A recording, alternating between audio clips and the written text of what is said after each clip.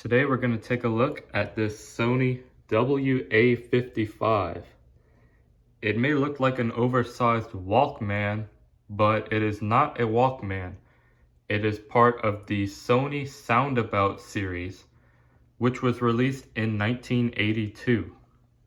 This lineup included the WA-11, WA-33, and the WA-55, all which played compact cassettes, and then lastly the M80, which played micro cassettes.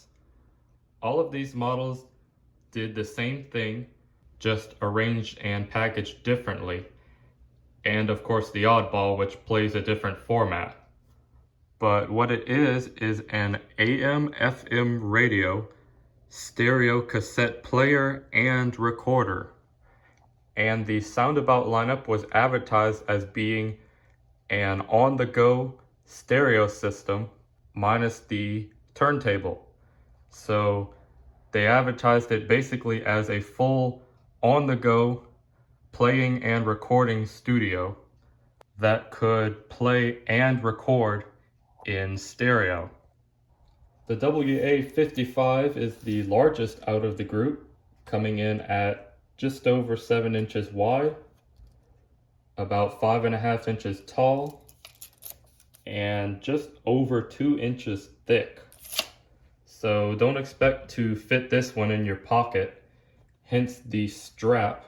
There are mounts here and here for a shoulder strap, and I'm actually running a Sony camcorder strap, so it even says Sony on it.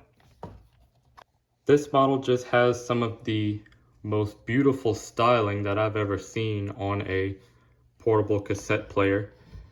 You can see it has a metal flake, dark, almost navy blue finish, which is beautiful in itself, but then it's accented with this red stripe across the door and this stainless steel plate along here. Just beautiful color combination and beautiful finish. Being an early Sony's cassette player, you may notice that it bears a lot of similarities to the WM1, one of Sony's first Walkmans. It has the same style buttons, and if we open the door here, you can see that it has that same little white accent on the reel. That's because they shared the same early mechanism between the two. So let's go ahead and have a look at all of the controls. I removed the strap just so it's not in our way. Up top here, you'll see we have all of the buttons for the tape mechanism, full tape transport controls. We also have this switch here which controls the sensitivity of the FM tuner. All the way down this way is local stations, and if you set it to 2 or 3, you can pick up stations farther away. And also they took the opportunity to advertise that it's an AM/FM 2-band stereo Cassette-Corder in addition to the front. Next, you'll note the very pronounced stereo microphone over on the top right corner. They have this nice looking chrome grille, and you can see on the side they label which one is left and right. And moving down the side here, we have the stereo headphone jack, the stereo microphone input, and then we get to our function switch right here. Next to that, we have a tone switch. You can alter the tone to have a higher tone with more treble, or a lower tone with, I won't say more bass, but less treble. It kind of just sounds washed out.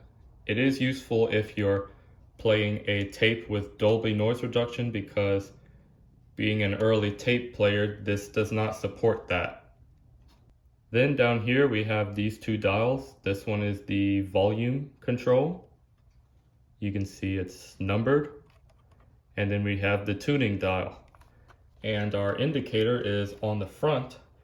You can see it's down in there behind this clear part of the door, and on that stainless part right here we have the bandwidth labeled. Now it's on the door and it's actually a flexible piece of thin metal, so it's actually able to bend with the door as you open and close it, which is a pretty neat design. But as you can see, the wheel on the side moves it back and forth like so, and you can do it with the door open as well. If we open up the door, which we do so with this lever right here, it's spring loaded, we'll see that the band selector switch is actually behind the door right here. And below that, you can see we have some indicator lights. We have one for FM stereo that lights up when you're pulling in a stereo signal. We have a general tuning signal, which does the same thing. Whenever you have a station pulled in well, it will light up green. And then we have a record/battery light.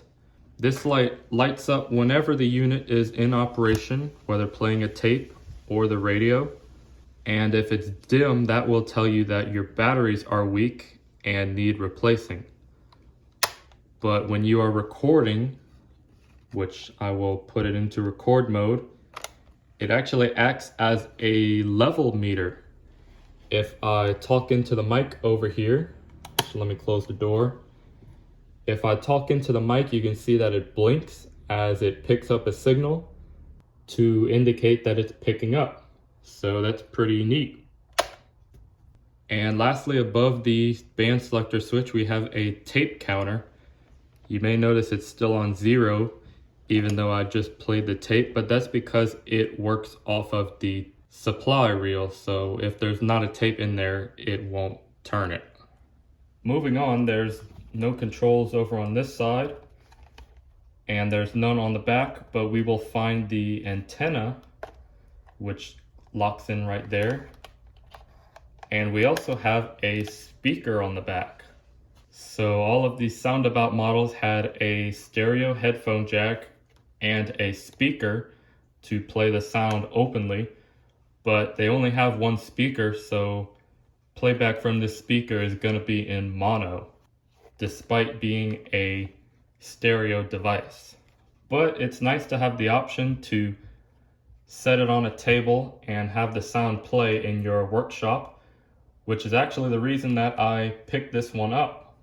I wanted a way to be able to play tapes, but not have to listen to them through a headphone or lug a big heavy boombox around. So that's actually one of the reasons that I ended up getting this thing.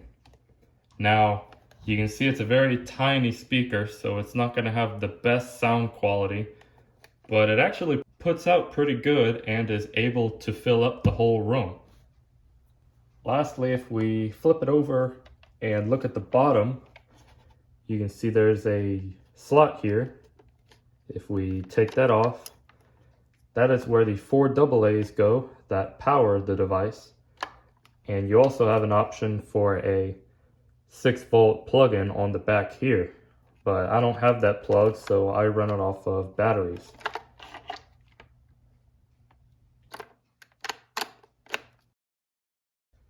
Okay, now we'll go ahead and give the radio a try.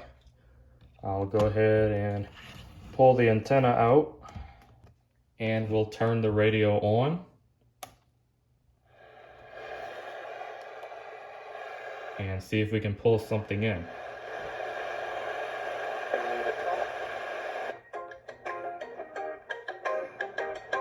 There you can see that tuning light comes on when you get a strong station. It's not getting a stereo signal apparently.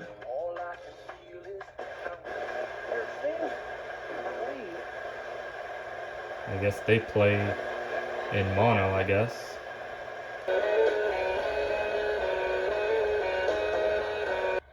I can't quite catch my usual station back here, so I'll find something else. Getting ready to destroy Sodom and Gomorrah. And he told Abraham what he was going to do. And he says, "Shall I withhold from my friend that thing which I'm about to do?" Yeah, there you can see all the lights are lit up now. We have a strong signal and an FM signal. So you can see the FM tuner works pretty well. probably won't pick anything up on AM, but we'll give it a shot.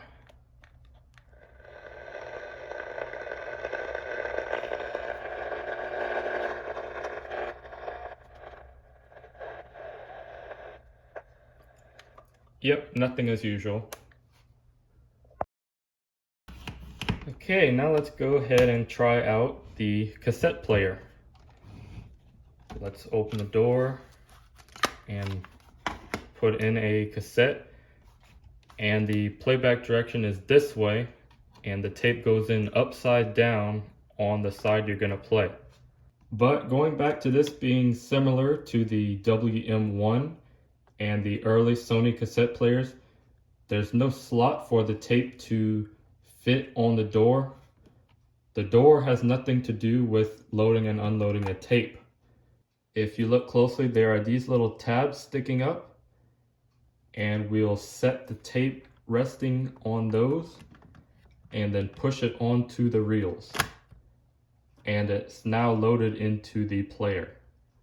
And again, the door is completely independent, so you can press play whether the door is open or closed. So let's play what little I can of this, and we'll see what it sounds like.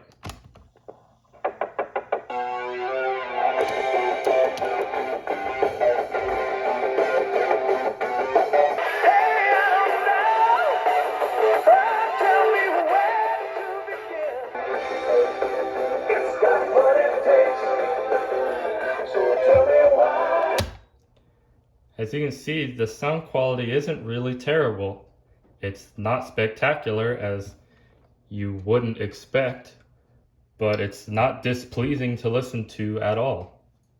Now, even though I can't play much of a pre-recorded tape in order to avoid a copyright match, I still like to do so just because it gives the best quality recording for demonstrating the sound quality compared to a recorded cassette.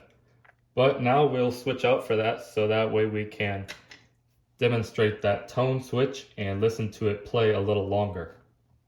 But since the tape isn't on the door, you may be wondering how we get it out of there. Well, the stop button isn't an eject button. The eject button is right here. We flip this little lever over and it kicks the tape out for us. Okay then, we'll put in some copyright-free music and I'll show you how that tone switch works.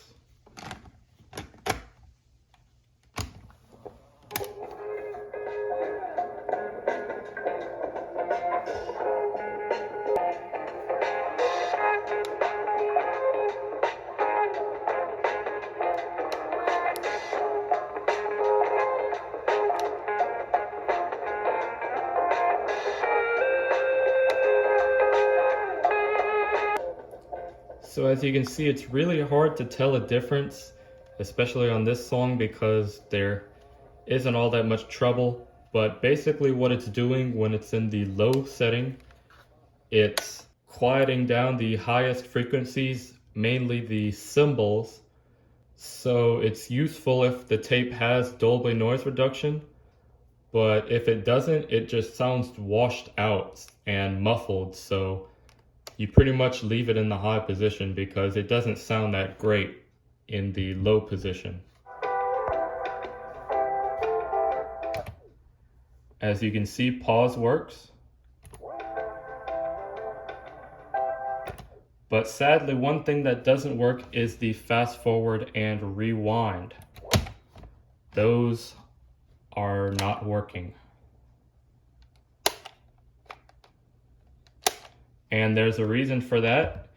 Models with these early tape mechanisms, including the WM1, have a plastic part that often breaks, and it's sort of a pawl that controls the fast speed. They often break, as is the case with this one. So that is why the fast forward and rewind does not work, but it still plays just fine. So one of these days I'm gonna have to get around to taking it apart and getting a replacement piece to fix it, especially now that I have a 3D printer. So that's a project for a later date, but for now it plays just fine. So as long as I'm just listening through a tape and don't have to rewind it, it still works fine.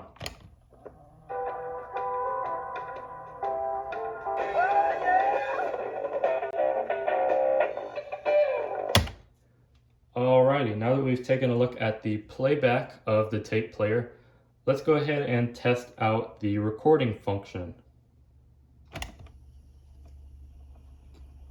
Sony WA-55 recording test. Testing 1 2 3. Testing 1 2 3. And I can't rewind it, so give me a sec. Sony WA-55 recording test. Testing 1 2 3. Testing 1 2 3. So as you can see, it records pretty well. It sounds really clear actually. So there you have it. That's going to do it for this radio review of the Sony WA-55. It's kind of trying to be a lot of things at once. A stereo Walkman, a stereo tape recorder, and a on-the-go AM/FM radio, all crammed into one. But that's what the Soundabout line was all about. They were advertised as doing everything your stereo system could do on the go, minus the turntable. Again, just got to comment on that beautiful metallic blue color with the chrome and red accents. It just pops and looks amazing. It's a great little unit. Again, it's played with that fast forward rewind problem, but otherwise it works and sounds, I won't say great, but it sounds pretty decent. And just note that I'm talking about the speaker. If you're listening through headphones, it sounds great, just like any other Walkman.